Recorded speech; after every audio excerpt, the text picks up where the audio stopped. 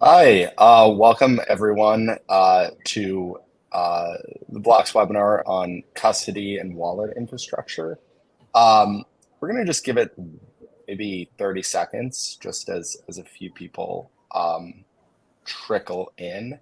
It already looks like we had a few people in the waiting room, but I find connecting to this webinar browser can sometimes have like a minute or two gap. So we can kick it off in about 30 seconds.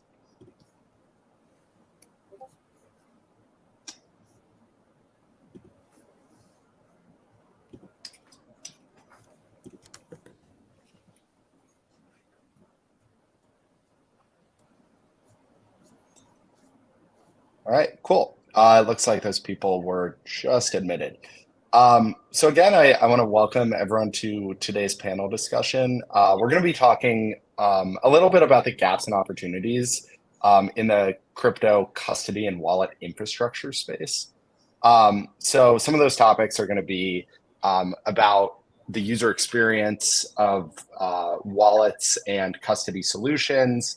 We're going to be talking a little bit about, some more technical concepts like security, compliance and design, decentralization, and really kind of like how users are interacting with these solutions, how that's kind of progressed from a historical perspective and where we might be going there. So we're joined with four panelists today. I think the best way, rather than me butchering any introductions, would be having everyone just give like a brief intro to what you do and what firm you represent, and any other kind of like relevant detail about what you may bring to the custody discussion. So let's start with Jess. Okay, thank you, George. Hi, everyone. I'm Jess from Hood Protocol, and what we do is our mission is to bring the next billions onto Web3, right? That's what everyone's talking about, the mass adoption. And we're going at this mission from the angle of education, because what we believe is like right now there's a huge knowledge gap and experience gap, and that's what's preventing people from getting to know more and empowering them to explore the space more. So what we're doing now is we're building one of the biggest education and entertainment network to bring people more on board. And while doing so, by providing the most seamless onboarding experiences for users and business as well, to put the ecosystem together. But our key angle is to onboard the billions, providing them with the education angle. Thank you. Great. Let's just go down the line. Tom, you want to go next? Sure. Hey, everyone. I'm Tom Schmidt. I'm a general partner at Dragonfly. We're a global crypto venture fund. We've been around since 2018. We only invest in crypto-related companies and protocols, and we have sort of a global focus. So we have about half the team in the US, half the team in Asia, and try to back maybe the best teams in the space. Great. Hayden? Oh, yeah. Great to meet everyone. I'm Hayden from Particle Network. So what we build is a whole bunch of comprehensive solutions for Web3 application development. And our products include secure authentication and wallet as a service middleware powered by MPC, and enabling developers to integrate authentication and full wallet functionalities into their application with ease. And we also offer a one-stop NFT solution and node RPC and data API services, simplifying the process for building and operating the apps. So overall, our middlewares have demonstrated remarkable results in boosting the user conversion rate, increasing it from 15 to 20% to 90 to 95%. Yeah. Thank you, everyone. Yep. Hello. Hey, guys. My name is Junda, or you can also call me JD. So I head up the global sales team at Cobo. So Cobo, we are the largest digital assets custodian from Asia Pacific, with billions of dollars of worth of assets under custody. And we're headquartered in Singapore. We're licensed in 5 jurisdictions, including Singapore and Hong Kong. We've been securing customer funds with zero security incidents for the past 6 years. And today we provide the full suite of custody solutions, including a decentralized MPC custody technology, a licensed centralized full custody, off-exchange settlement solution called Superloop, and we also have a wallet as a service development API that supports over 70 chains and 1,800 coins. Awesome. Thanks, everyone. I think the best place to start is probably with the problem statement. And Jess, I'd love to start with you because from my understanding, you're working with both Web2 and Web3 companies. And, it's clear that there's, a bit of a gap in the user experience there and how, they're connecting with applications. So I was wondering if you could just kick us off by speaking to that gap a little bit more.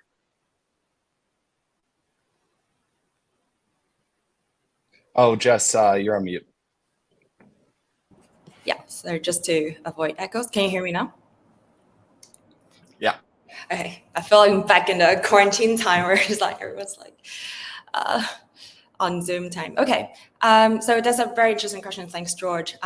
Myself, coming from also one of the biggest Web2 companies prior to jumping head on into Web3, is that we, as the users of today, our experience is pretty much defined by this centralized Web2 giants, right? Like the Google, Meta, and Amazons of the world. Like, we pretty much understand how to log in with a Facebook, log in with our Google, and then punch in our credit card and then get a services done. Like the whole experience is, there's a consensus between the service providers and the users. And that doesn't really exist in Web3 yet, right? The whole onboarding journey is very arduous and is very segmented. Each of us get onto the space through different routes, right? There's no a very systematic way to learn about the space and to have enough confidence and with a safe guiding hand to navigate the space of Web3. So that's one of the gap that we see, is the general user knowledge gap, to navigate the complexity of the system. And on the other hand, we do have the builder problem where we have right now, the onboarding experience is very clunky and arduous and full of pitfalls. As a Web2 users, looking into the abyss, there's a lot of negative news and scary stories of people getting scammed and just security issues. So the Web2 and Web3 worlds where as of now, we see they're looking into very different directions. There's a general nonchalance or fear from the Web2 side, and from the Web3 side, especially on the degen side, right? We're running and we're building the next civilization. We're defining how to distribute wealth and creating a new governance model. But there's actually so much we learn and leverage in between those two worlds. And this is what we see we could do here. One is to bridge the knowledge gap by providing fun to engage and intuitive educational tools on our own hook system. We actually enjoyed our initial debut success with our already 3 apps in the ecosystem. We have a Wild Cash app, which we enjoy over 3 million active monthly users by providing this fun to engage quiz to earn games. And we have this online real person quiz to earn game shows, catering to those who know a little bit about the space already, but prefer of a face-to-face human interaction. And we also have just launched a self-guided AI-empowered education system. So it's called Hooked Academy. And you can pick and choose and learn according to your own style. So by providing this ensuite of educational games and experiences, we want to bridge the knowledge gap. And at the same time, in the back end, what we don't see is while going on this journey, by default, you'll be having your first DID, you'll be having your first wallet. Shout out to our partner Cobo here, whose technology and services we leverage to build that experience. So in the back end, we seamlessly plug into this partners network to make their onboarding experience seamless and intuitive. So that's how we see the current gap is and how we play a role into bridging the knowledge and experience gap. Got it. And before we go to JD, I also want to get Hayden's perspective, as someone who's building tooling and solutions for like third parties to build apps. What kind of challenges do you see like your customers facing, and how are you like building against that? Yeah, so definitely for the current mass adoption challenges, like it actually locates into two perspectives. So for our client, most of them having challenges so that how to onboard users smoothly.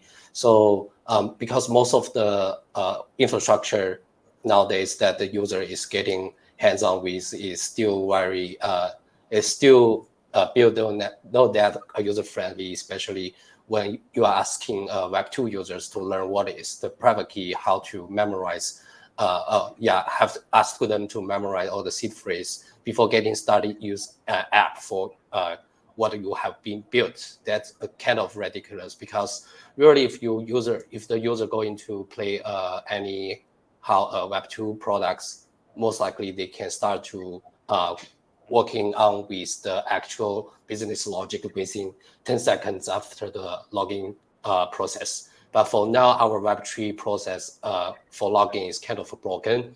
So we had a lot of conversation in the past and did a lot of brainstorming on what actually the user is asking for. So we did a lot of like research, then finally choosing to build some solution that is embedded with MPC, so that we can basically leverage the nature of that technology, as well as to allow the user to have their self-autonomy to control their assets well.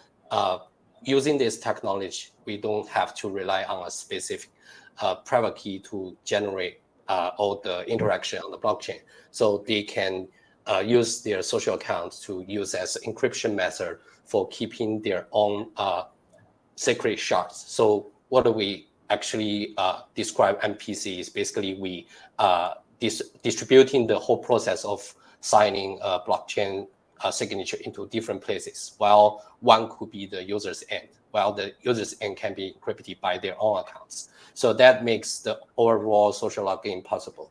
So by using these technologies, we kind of like tackle the issue on a smooth user login process, while also maintain the user's self kind of autonomy by owning their own assets, because it's kind of the way, because we don't have any control, because we cannot be the one who initiate the signature process.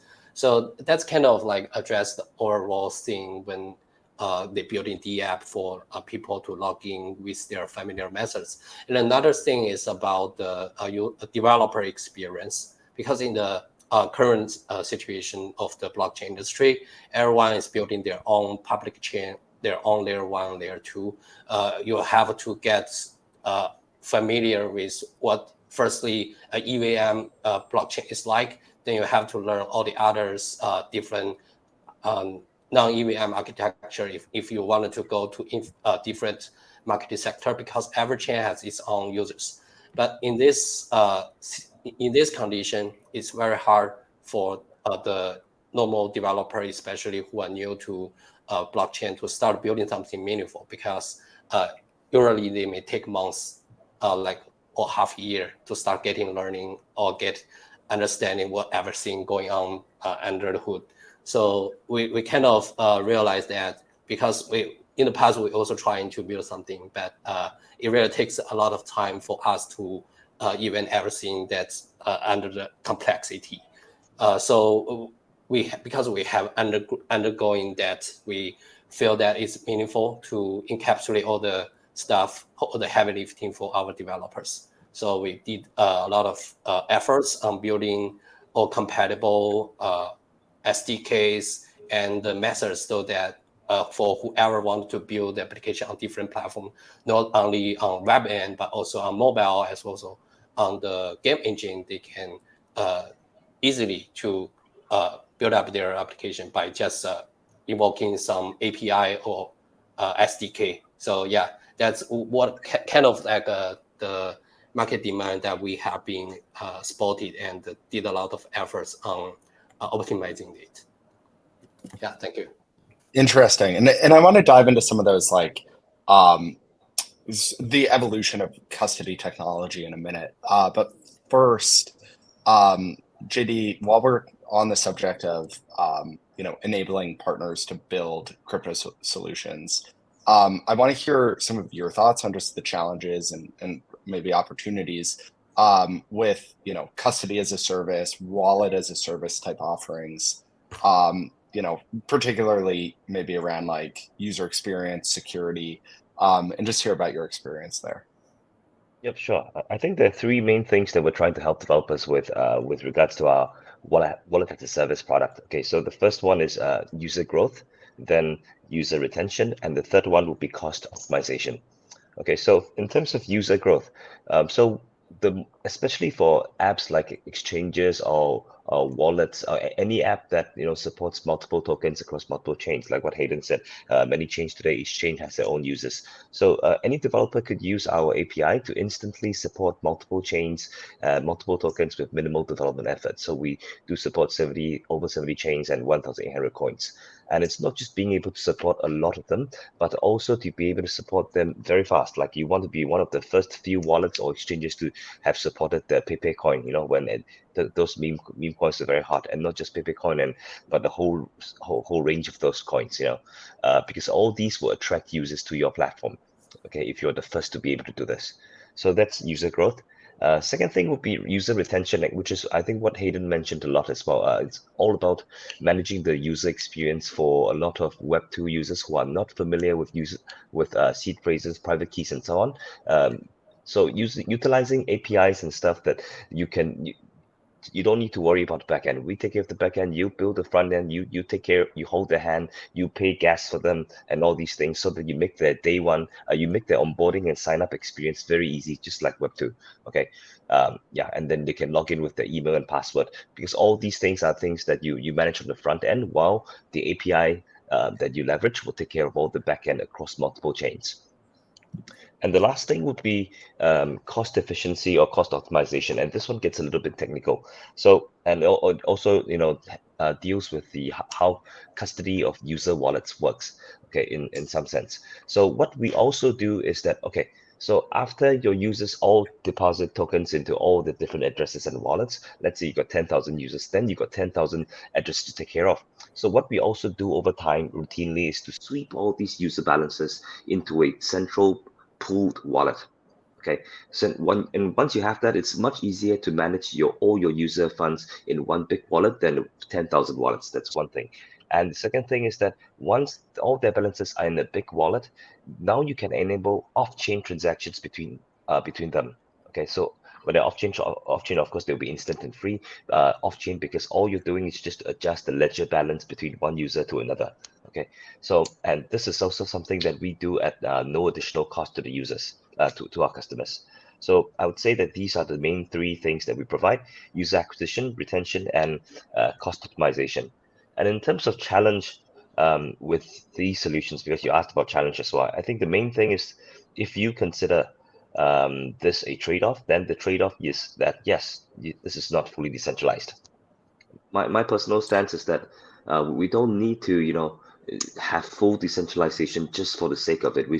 I think we're still at the early stages of blockchain and crypto adoption. I think the onboarding process, the good retention, is a lot more important than just achieving full decentralization at this stage. Got it. And I actually want to touch a little bit more on that last point and connect it. You said something you said earlier around being known as the one who has the newest feature releases. And so I guess like if your mandate is to focus kind of on the back end, and you say the front end is your client building out like a piece of technology or an application, how much of those backend services are like really informing design decisions on the front end, and where is that like gradient of like where do you kind of stop and let that builder start, and then how does that inform how they're going to their clients and pitching new feature upgrades or like new support capabilities? Like what does that alignment look like with you and the client? I think we are trying to accomplish two things. One is to help our customers secure their funds and their customers' funds, and they can manage this in a very easy way through our platform. And the second thing is really to be invisible.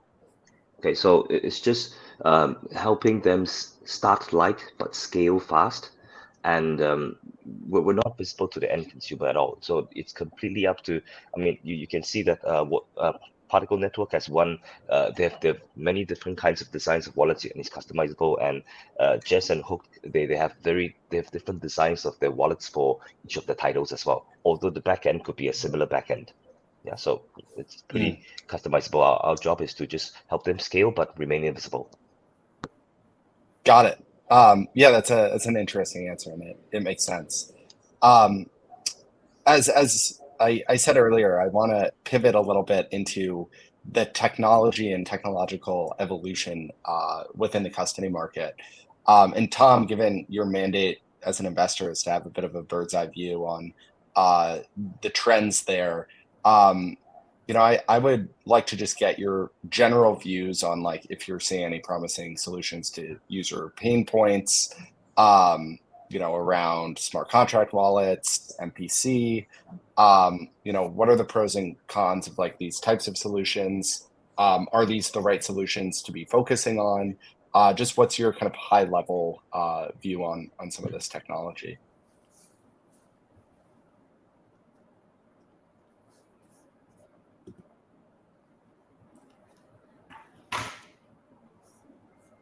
Looks like we lost Tom.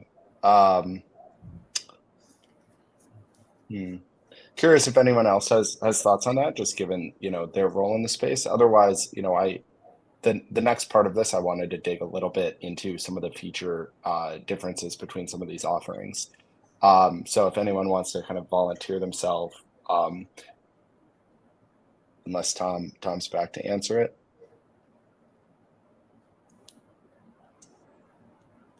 Hey, Tom, can you hear us? All right. Does anyone want to provide a view there, or should we move on to some of the product differentiation? I'm okay to move on. I may address some of these in the follow-up questions. Great. Okay, that makes sense. And if Tom is able to reconnect, we can ask him again. But I particularly wanted to talk to Hayden about Particle Network and the authentication and wallet services, which are really like intended to bridge kind of that Web2, Web3 gap.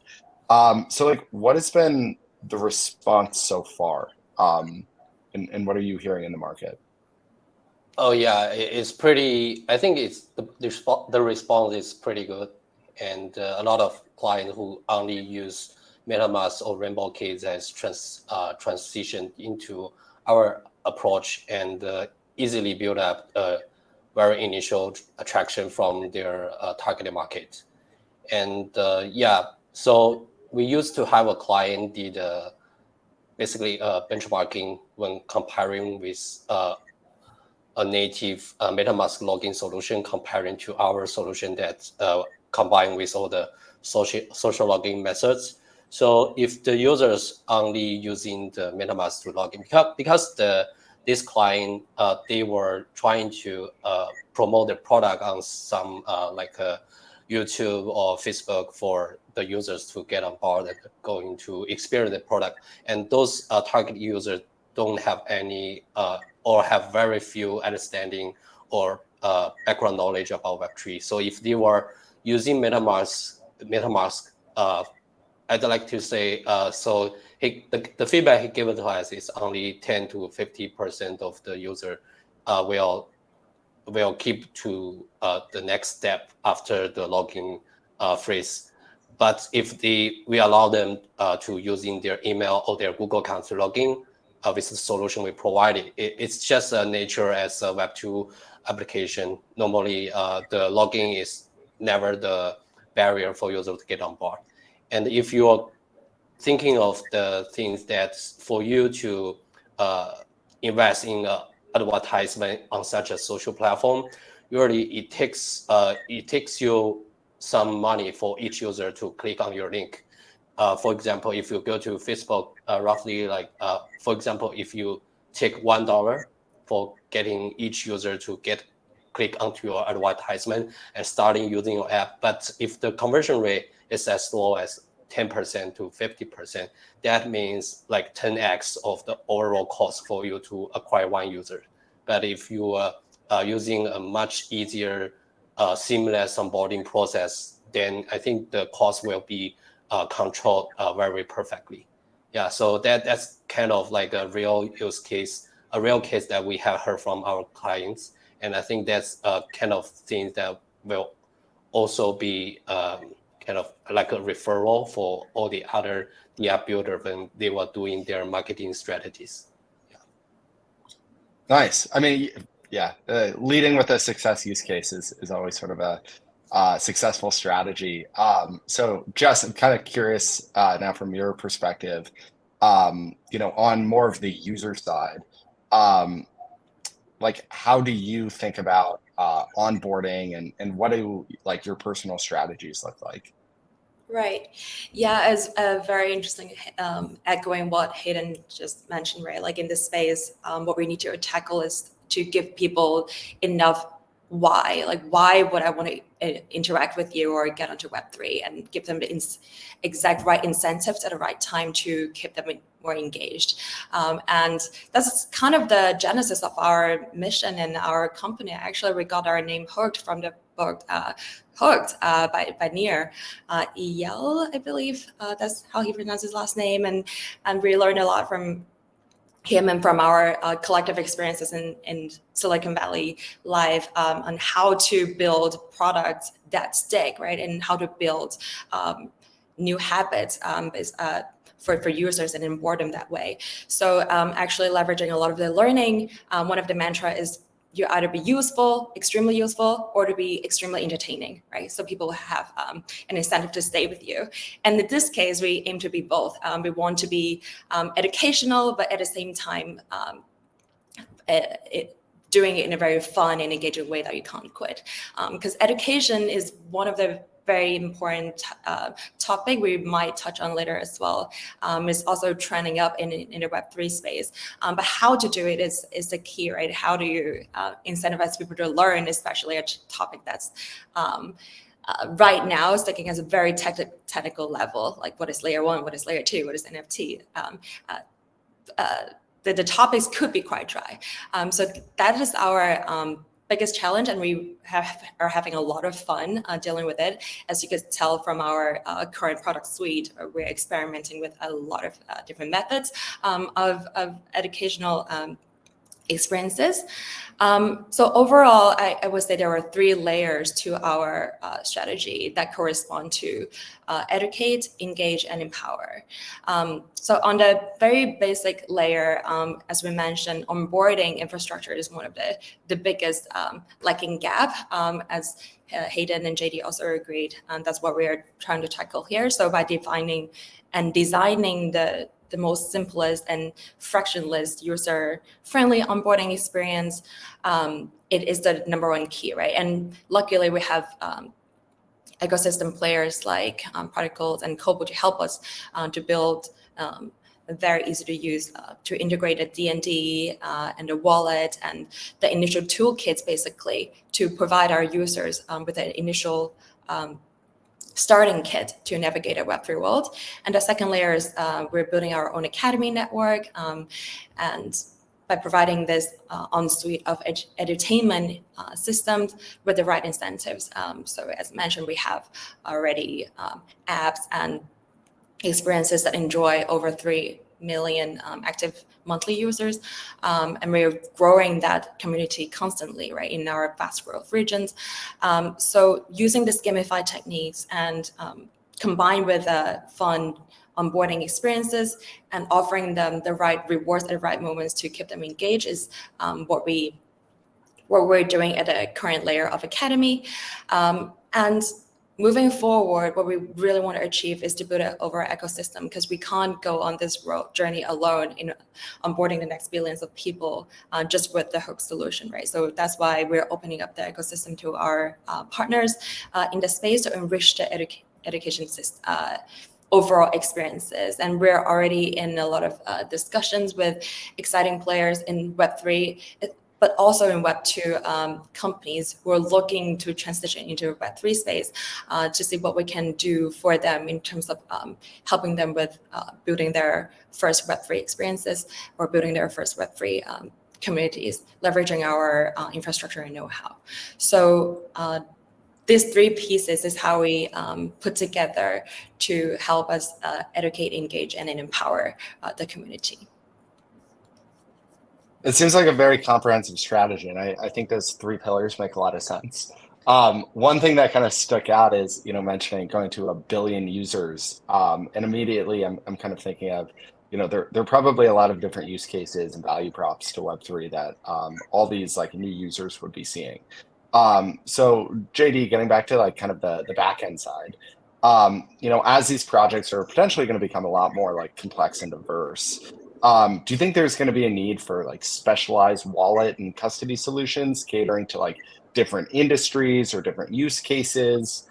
Have you seen this already? Like, if so, it would be good to see some examples. Yep, sure. We do see some usage patterns, like, your TradFi funds prefer to use centralized full custody powered by hardware security modules, because that's more traditional, and sometimes they want the on-premise solutions as well. And then a lot of the trading firms tend to prefer NPC. Okay, whereas a lot of startups and DeFi teams typically use multi-sig or smart contract wallets. So one example of going deeper into specialized wallet needs, I would say, is in the area of DeFi, because DeFi has very specific common daily use cases. You go to claim your rewards, you do swapping, you provide liquidity, you stake your LP pairs, stake your LP tokens, and so on. Okay, so for your typical smart contract wallets, the main security is just saying that, okay, we have multiple keys and we need at least 2 out of 3 keys to sign every transaction. So this is very secure. If you have 3 partners, 2 of them must sign. Okay, if just one person signing, that's not enough. Okay, so it's very secure, but it's also not very effective, because you cannot expect all the key holders. The key holders would be typically the bosses to do all this daily DeFi work. Okay, but on the other hand, you cannot also give all these keys to every team member in the company. So what we've done with our smart contract wallet, which we call Cobo Argus, is that we've implemented very specific and very granular layer of role-based access controls. So this involves not just whitelisting smart contracts, but you're also able to whitelist specific functions inside all the major DeFi smart contracts like Aave, Uniswap, Compound, and so on. So now you can have different team members who are not the key owners to use the wallet to perform their specific roles with the DeFi smart contracts without them having to hold the keys and without any trade-offs in security. So I'd say this is for a very specific use case of smart contract wallets with DeFi. Pretty interesting. Tom, are you able to hear us? Can you? Looks like you're on mute. I can hear you, but I cannot hear the other participants, unfortunately. So happy to try my best to answer. Okay, well then I will ask you a specific question that we've been itching to hear your answer to. But the context being, we've been talking a lot about different custody solutions and their use cases, and how that connects to like the go-to-market strategy for different applications in the space. But what I really want to get your perspective on is, like, as an investor, just like the bird's eye view on the state of like wallet and self-custody services in Web3. And really just to understand, like, particularly around like smart contract wallets, MPC solutions, like what are the pros and cons of like those implementations? Are there other implementations we should be thinking about? Just where do you kind of see the space today? Yeah, definitely. I mean, I think in some respects, it's a little bit in reverse, where I think the market segment that you're addressing kind of dictates your go-to-market, and there can be sort of a matrix of different technologies and different customers effectively. So, in terms of funds and institutions like ourselves, when we think about custodians, historically it's been some of these more traditional cold storage players, like an Anchorage or a BitGo or Kingdom Trust, and those are now getting rolled into exchanges. And the issue with this obviously is if you want to do anything on chain, which is in the past, let's say 3 years, become more and more of a requirement, those custodians need to custom build those integrations to perform any sort of transaction on chain. So if I want to stake some of my tokens, or I want to participate in governance, I need to ask my custodian to allow me to make those types of transactions. And obviously, historically, it didn't really matter. You were just holding some Bitcoin in cold storage, and it was kind of doing its thing. And that naturally sort of opened the floodgates, I think, for these MPC-based custodians like a Fireblocks or a Credo or a Copper that allow funds like us to perform transactions on chain, just as we would with a normal EOA that we'd store in like a ledger or something like that. And it also lets us sort of bake the same security controls that we would want in place from a more traditional on-chain multi-sig like a Gnosis safe, but much more flexible and much more granular. And so that seems to be the kind of the current trend in terms of institutional custody, is everyone is rolling out their own MPC service. Coinbase just launched theirs a couple months ago. I think on the retail side, there is sort of more dispersion. Again, historically, it's been about like a software wallet, desktop or mobile, like a MetaMask or hardware wallet. And I think what we've seen is there are companies that are trying to go mass market with custody, like a Bitski, for example.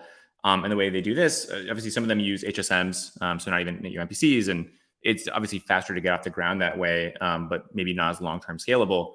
But the difference is, historically, they've tried to sell directly to consumers. So instead of using MetaMask or buying a ledger, I'd go sign up for Web3 auth or something like that and custody my funds with them. But instead, going for more of a B2B2C approach. So they sign contracts with large companies that are trying to go mass market, like a Adidas or a Starbucks, and that's their onboarding tool for their users. So if I want to go get my Starbucks NFT through the Starbucks app or Reddit, they're the ones actually spinning up the private key for me and custodying it. And that actually, gives you the same sort of experience that you would want from a Web2 application of, being able to use OAuth and social sign-in or just email password, but still sort of having some of that same security. I think the smart contract wallet, in some respects, sort of dovetails with a lot of this. And I think obviously a lot of people are excited about 4337. Somewhat including myself. I guess in my mind, smart contract wallets have been around for a long time. Even going back to like a DS proxy in Ethereum. The issue is like they haven't really been sort of widely accepted or integrated with other dApps. So if I want to do an elliptic curve signature and have that recognized by OpenSea or something like that, that doesn't really work. A lot of dApps block smart contract wallets from accessing their application to prevent flash loan attacks and stuff like that. And so, in some respects, smart contract wallets have been sort of kept out of the ecosystem and sort of intended to be used for cold storage. I think increasingly with sort of the user benefits of smart contract wallets, there's even people looking at ways to use 4337 to do different types of signature verification. So in theory, you could use your iPhone secure enclave or browser secure storage to do biometric signing, or have a different signing key that allows you to do different types of things, or any sort of type of signature or sort of technique that you would use with an institutional custodian like Fireblocks, you could do on chain. And so that seems to be sort of the forefront when it comes to sort of consumer. I think the question is, does that get baked into an existing wallet like a MetaMask, or is there an opportunity for new players to come on and sort of be that smart contract wallet for users? I think we're still sort of seeing how that's gonna pan out. It's slightly adjacent, but you brought up 4337, and just as a investor in the space, I'm curious, like, have you seen any like particularly really interesting or promising applications that are like enabled by like account abstraction, and how is that sort of like manifested in like deal flow you guys have seen?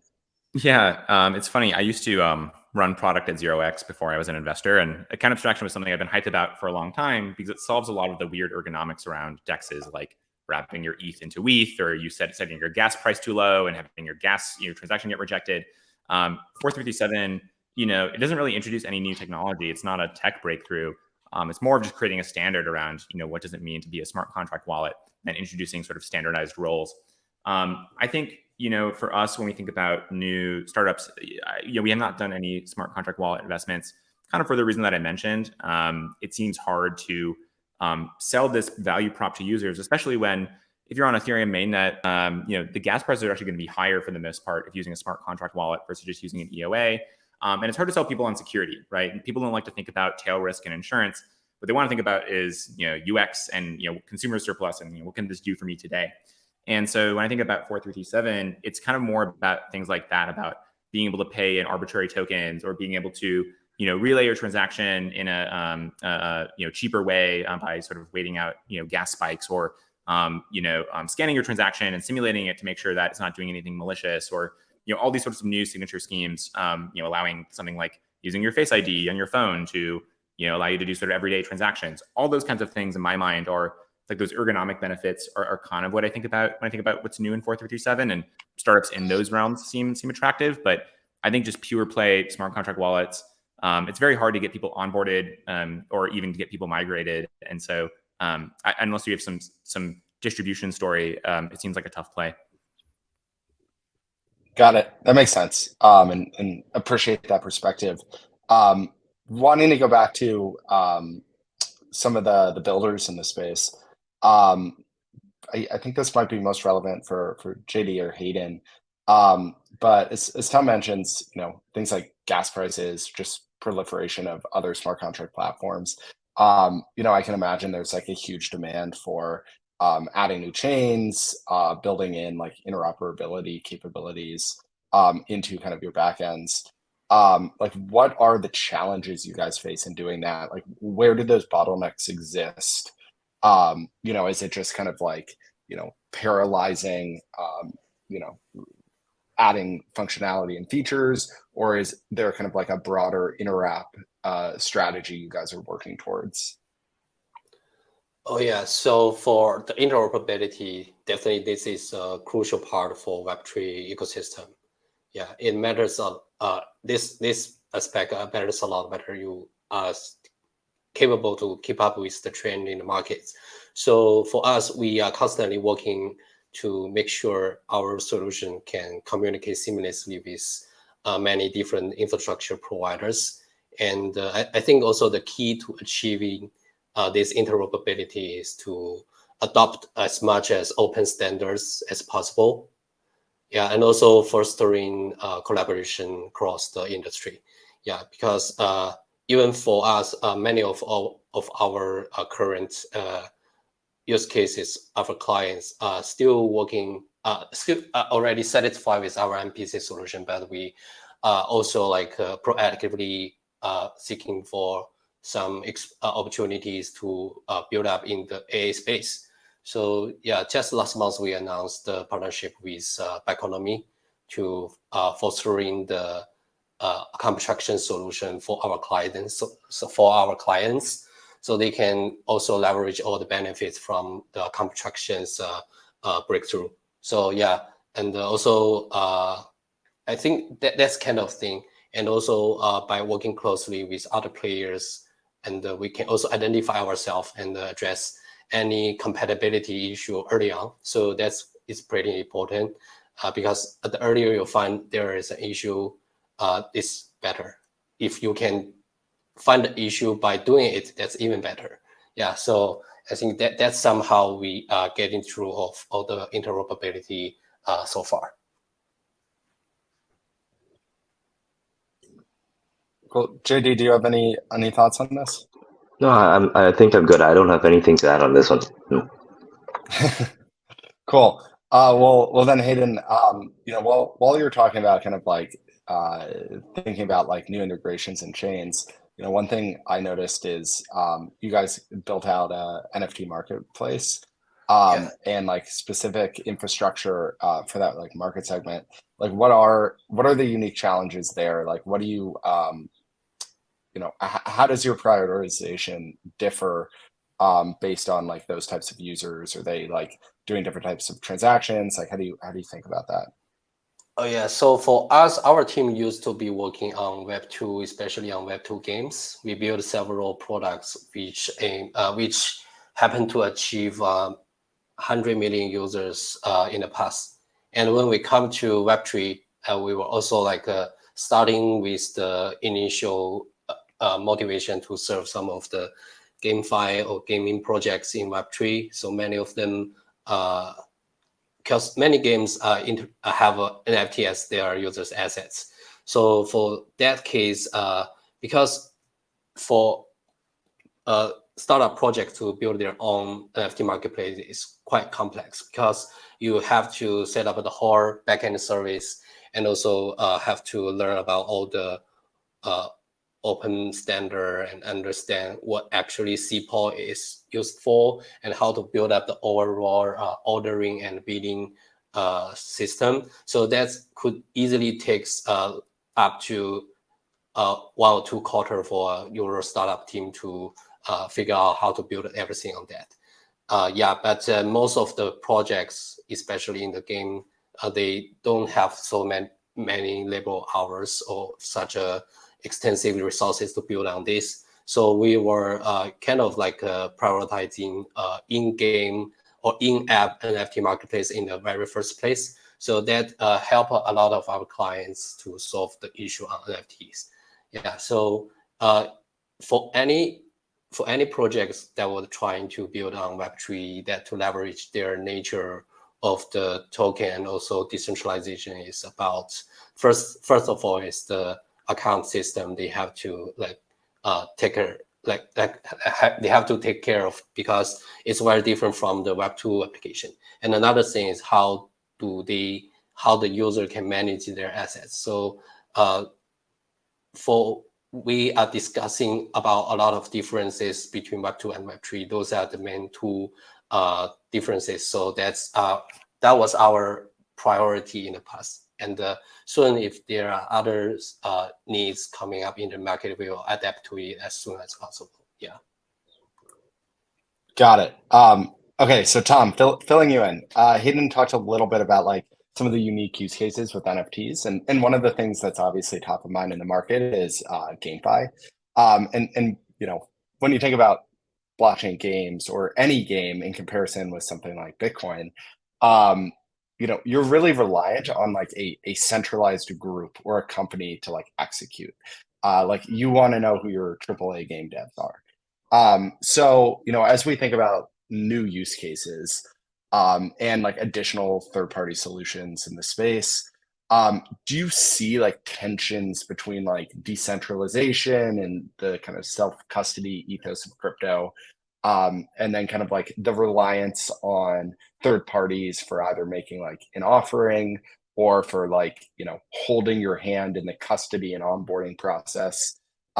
What would your guidance really like to startups be who have to like navigate this tension?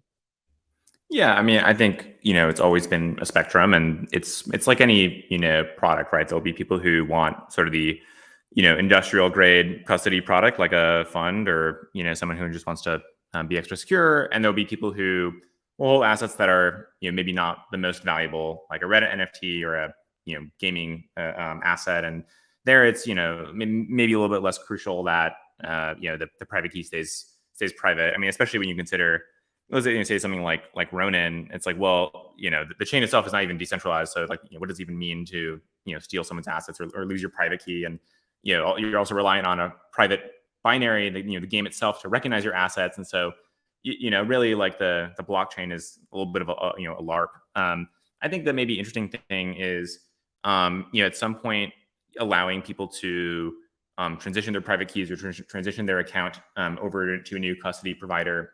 So, hey, let's say I onboard with, you know, one of these wallet as a service companies to get onto the, you know, Nike or Starbucks NFT platform, and then over time I decide I actually want to custody myself and maybe move some money in. Being able to do that without having to, you know, move all of your assets to a brand new key or address would be, you know, really nice. I do think though that like there is maybe sort of a little bit of a misconception. Like I don't think the people who are, you know, buying Reddit NFTs or minting Reddit NFTs today are like going to start swapping on Uniswap to market tomorrow. I think they're in some respects very different demographics. And so, you know, the idea that you would need to do that in the near future seems a bit off. So yeah, I think overall you do have to kind of find where you land on that spectrum between, you know, ease of use and maximum security. And I guess like as a follow-up in that sector, it might be a little bit of a tangent, but Tom, when you're thinking about like investments in that space, given that there is like more the trade-off kind of like lends itself more towards hand-holding help people adopt like in the like NFT and gaming space. Like where do you think as an investor is like the best way to capture value there? Like, is it picking winners in games? You know, if so, is it equity? Is it looking at tokens? Is it NFTs for like gaming assets? Is it like, you know, a directional bet on gaming via like PFPs that could be used in games? Like, or is it some infrastructure? Like, how do you prioritize like the best way to like capture value on that emerging trend? Yeah, I mean, this might be a spicy take, but we have not done many gaming investments. I think overall we're a bit skeptical of the category. There have not really been any winners, period, that have ever worked. And so I think there are some opportunities for teams that have a novel product and it uses crypto in some novel way. It's not just, hey, let's make a MOBA and make the skins NFTs and call it a day. I don't think it's a very compelling product, and it's very expensive to build. But when we do investments, we do think about, okay, are we going to wait for a winner to emerge and sort of pick the winner? I think that generally works in a more commoditized marketplace. Is there somebody who has a clear tech or distribution play? Trying to back them early. Is this an area where we think value is going to capture to a different layer? Maybe we try to invest into that layer instead. But I think generally when we do early stage investments, we almost always invest with into equity plus a token warrant. I think it's kind of a mistake for teams to lock into one path early on. Maybe it makes sense for you to issue a token down the line. Maybe it doesn't. But I think deciding that upfront is kind of restrictive, and we want to sort of give teams that freedom and flexibility. Yeah, I feel like the token equity thing was like the major topic on conference panels with investors over the past like 2-3 years, especially as like a lot of these governance tokens like did not perform great and kind of had flawed launches. So that guidance makes sense. While we're talking about kind of like guidance for companies, I guess. JD, maybe you kick us off, but curious to hear like the broader group's perspective.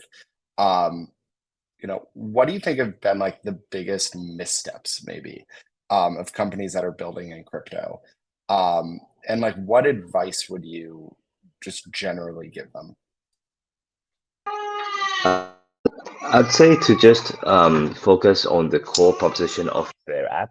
Okay, I think a lot of companies may be thinking too much about the token metrics, the liquidity, the trading volume, and so on. I think actually, just now Hayden said, their previous company, they built games for hundreds of millions of users or 100 million users. You don't have apps at this scale yet on Web3, right? And so I think that's because of two things. I think the content itself, the use cases have not been very clear to attract users and to retain users over time. And the second thing is everyone's talking about decentralization and getting away from Apple and Google fees. But to be honest, without Apple and Google and Facebook, what's the effective way to acquire Web3 users? There's none. So I think you may be Web3, Web4, Web5, but it still comes back down to the core basics of building an app that sticks, having good retention, having scalable distribution.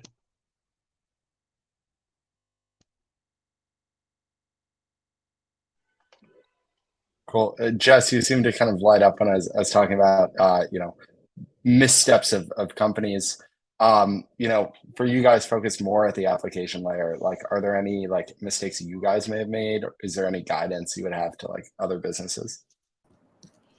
Yeah, actually totally echoing what JD just mentioned. We would definitely, because we're partners, right? And along the way, we also discussed some of the pitfalls. And one of the things I really learned very quickly is like, don't build a car in the garage, basically. Like put out prototypes and talk to users, and then it's okay to fail kind of publicly, which is a very new sort of experiences, right? Because community is like the heart of any Web3 projects, and from the very beginning, we're not really sure at what stage should we share our journeys and our products. And what we realize is people don't really judge you based on what you put out at the very beginning. And in the Web3 community, they're very open to the idea of pivoting and course correcting. And what they really value is that you share and be transparent enough.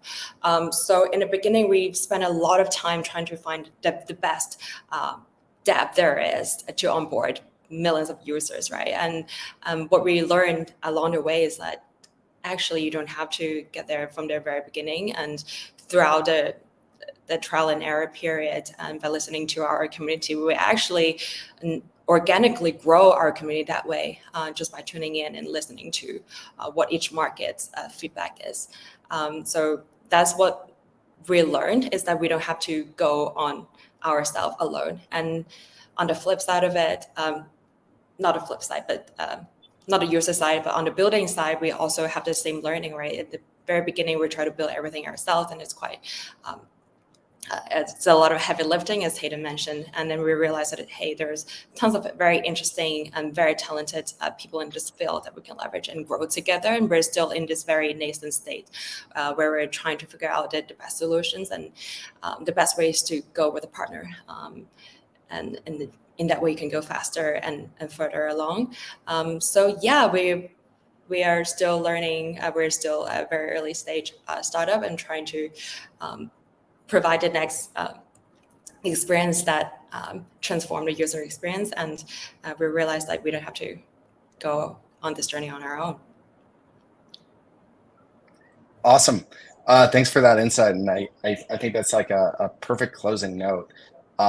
You know, I think right now is like a really interesting time to be like talking about these trade-offs, just given, you know, as we're seeing like new types of applications, it's informing new types of like ways of thinking of, you know, where the like things further down the stack might need to be more opinionated versus like where there's sort of standardizable templates. So it was really interesting to hear your guys's perspective on that as the builders. You know, given this is all moving really quickly, would like to just close by, you know, each of you guys just quickly sharing best place to find you, best place to find updates on your projects and companies.